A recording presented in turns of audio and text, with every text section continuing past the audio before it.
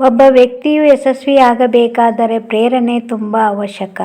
ಆ ಪ್ರೇರಣೆ ತಂದೆ ತಾಯಿಗಳಿಂದ ಆದರೂ ಆಗಬಹುದು, ಶಿಕ್ಷಕರಿಂದ ಆದರೂ ಆಗಬಹುದು, ಮನೆಯಲ್ಲಿರುವ ಇತರ ಕುಟುಂಬಸ್ಥರಿಂದ ಆದರೂ ಆಗಬಹುದು, ಅಥವಾ ಸುತ್ತಮುತ್ತಲಿರುವ ಜನರಿಂದ ಆದರೂ ಆಗಬಹುದು, ಅಥವಾ ಸ್ನೇಹಿತರಿಂದ ಆದರೂ ಆಗಬಹುದು.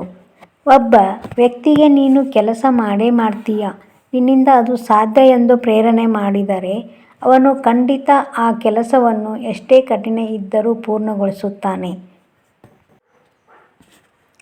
ಅದೇ ರೀತಿ ನಿನ್ನಿಂದ ಅದು ಸಾಧ್ಯ ಆಗೋಲ್ಲ, ನೀನೇನು ಆ ಕೆಲಸ ಮಾಡ್ತೀಯ ಅಂತ ಅವನಿಗೆ ಪದೇ ಪದೇ ಹೇಳಿದರೆ ಅವನಲ್ಲಿ ಮಾಡುವಂಥ ಶಕ್ತಿ ಇದ್ದರೂ ಕೂಡ ಅವನು ಆ ಕೆಲಸದಲ್ಲಿ ಯಶಸ್ವಿಯಾಗಲು ಸಾಧ್ಯವಿಲ್ಲ. ಪ್ರೇರಣೆ ಎಂದರೆ ಶಕ್ತಿ ಮತ್ತು ಸಂತೋಷದಿಂದ ಬೆಳಿಗ್ಗೆ ಎದ್ದೇಳಲು ಉತ್ಸಾಹ ಮತ್ತು ಏನಾದರೂ ಸಾಧಿಸುವೆನೆಂಬ ಮಹತ್ವಾಕಾಂಕ್ಷೆ ಹಾಗೂ ಆಶೆಯೂ ಹೌದು. ನೀವು ದೊಡ್ಡ ಕೆಲಸಗಳನ್ನು ಮಾಡಲು ಸಾಧ್ಯವಾಗದಿದ್ದರೆ ಸಣ್ಣ ಕೆಲಸಗಳನ್ನು ಉತ್ತಮ ರೀತಿಯಲ್ಲಿ ಮಾಡಿ. ಸಾಕಷ್ಟು ಧೈರ್ಯವನ್ನು ಬೆಳೆಸಿಕೊಳ್ಳಿ, ಇದರಿಂದ ನೀವು ನಿಮಗಾಗಿ ನಿಲ್ಲಬಹುದು ಮತ್ತು ನಂತರ ಬೇರೆಯವರ ಪರವಾಗಿ ನಿಲ್ಲಬಹುದು.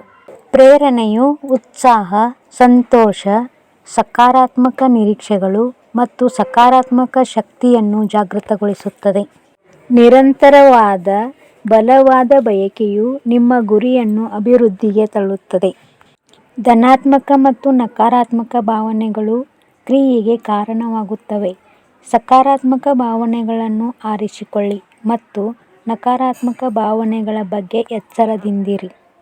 ಸೋಮಾರಿತನ, ಉದಾಸೀನತೆ ಮತ್ತು ಮಹತ್ವಾಕಾಂಕ್ಷೆಯ ಕೊರತೆಯು ಪ್ರೇರಣೆಯ ಕೊರತೆಯ ಫಲಿತಾಂಶವಾಗಿದೆ. ಕ್ಷುಲ್ಲಕ ಮತ್ತು ಮುಖ್ಯವಲ್ಲದ ವಿಷಯಗಳಲ್ಲಿ ಸಮಯವನ್ನು ವ್ಯರ್ಥ ಮಾಡುವುದನ್ನು ನಿಲ್ಲಿಸಿ ಮತ್ತು ನಿಮ್ಮ ಜೀವನದಲ್ಲಿ ನಿಜವಾಗಿಯೂ ಮುಖ್ಯವಾದುದಕ್ಕೆ ನಿಮ್ಮ ಗಮನವನ್ನು ಬದಲಿಸಿ. ಆಸಕ್ತಿ ಮತ್ತು ಕುತೂಹಲವನ್ನು ಬೆಳೆಸಿಕೊಳ್ಳಿ ಮತ್ತು ನಿಮ್ಮ ಪ್ರೇರಣೆ ಬೆಳೆಯುತ್ತಿರುವುದನ್ನು ನೀವು ನೋಡುತ್ತೀರಿ.